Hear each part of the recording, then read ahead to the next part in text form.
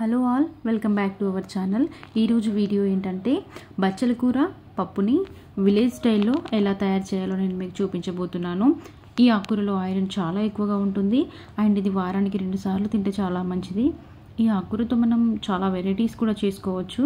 So ఇప్పుడు నేను మా అమ్మ స్టైల్లో అంటే విలేజ్ స్టైల్లో ఎలా ఈ కర్రీని ప్రిపేర్ చేయాలో చూపించబోతున్నాను.